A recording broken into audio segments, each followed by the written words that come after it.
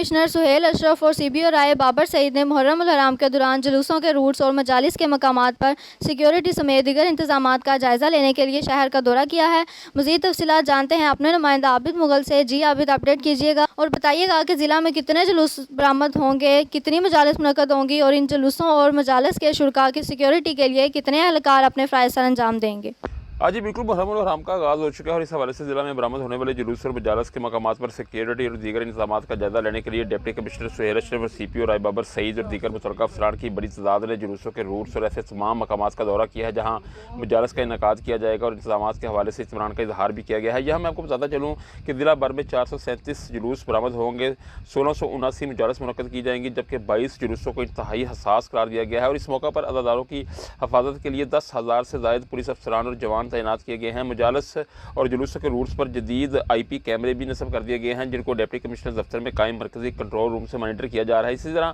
مجالس اور جلوسوں کے داخلی اور خارجی راستوں پر واک تھرو گیٹس بھی نصب کیے گئے ہیں، جبکہ پولیس چیکنگ کے بعد شرکاء و عزاداران کو داخلے کی اجازت دی جا رہی ہے، جبکہ DC دفتر میں قائم مرکزی کنٹرول روم میں ٹیلی فون نمبر 92000163 اور 920164 بھی جاری کر دیے گئے ہیں، جہاں خدا نخواستہ کسی بھی ایمرجنسی یا ناخوشگوار واقعے کی فوری طور پر اطلاع دی جا سکتی ہے۔ اور یہاں یہ بھی آپ کو بتاتا چلوں کہ قانون نافذ کرنے والے اداروں کے ساتھ پاک آرمی، ریسکیو 1122، سول ڈیفنس، محکمہ صحت، GWMC، واسا، ایجوکیشن، PTCL، سوئی گیس، لوکل گورنمنٹس اور دیگر متعلقہ محکمہ جات کے اہلکار بھی اپنے فرائض انجام دیں گے۔ جی، ہمارے نمائندے عابد مغل ہمیں اپڈیٹ کر رہے تھے۔ عابد، آپ کا شکریہ۔ اب تک کے لیے اتنا ہی۔ مزید خبروں کی تفصیلات جاننے کے لیے وزٹ کیجیے ہماری ویب سائٹ pnn.online اور رہیے ہر خبر سے باخبر۔